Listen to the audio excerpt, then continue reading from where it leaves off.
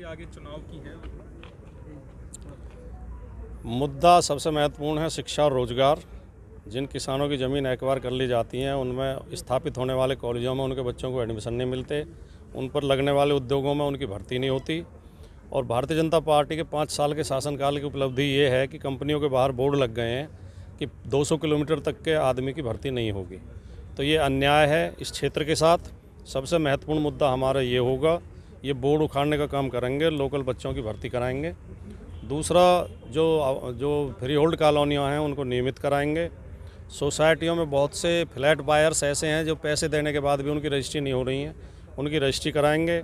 Maintenance और बिजली के नाम पर जो लूट होती है उस लूट को बंद कराएंगे।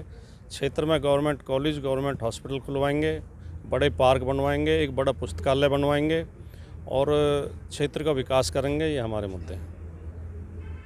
किसानों के 64% के मुआवजे के और 10% आबादी के केस अटके हुए हैं, उनका भी समाधान कराएंगे। डीएमआईसी से प्रभावित हो या पेरिफेरल से जो प्रभावित लोग किसान हैं वो भी कोर्ट में हैं, धरने पर भी हैं, उनको लेकर के, या एनटीपीसी से प्रभावित जो किसान हैं? भारतीय जनता पार्टी जब चुनाव में पहली बार आई थी तो गुजरात मॉडल का प्रचार किया था। गुजरात मॉडल ये है कि जहां अपने ही बनाए कानूनों का पालन नहीं किया जाता।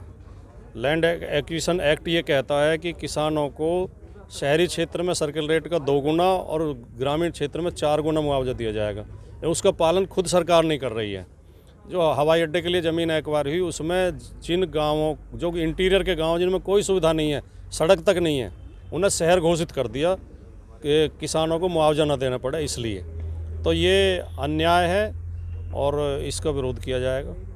कितनी सीटों पर इस बार समाजवादी पार्टी सरकार बना रही है उत्तर प्रदेश? समाजवादी पार्टी भारी बहुमत के साथ सरकार बनाने जा रही है और 400 तक भी समाजवादी पार्टी पहुंच सकती है। जैसा लोगों का रुझान दिखाई दे रहे हैं, लोगों में जो सरकार के प्रति आक्रोश है, भारतीय जनता पार्टी के प्रति नाराज़गी है। भारतीय जनता पार्टी में 5 साल में केवल लोगों को अपमानित करने का काम किया है, लोगों में नफरत फैलाई है, फर्जी मुकदमे दर्ज किए हैं, फर्जी मुठभेड़ों में लोगों की हत्या की है, आंदोलनकारी किसानों को गाड़ियों से कुचलने का काम किया।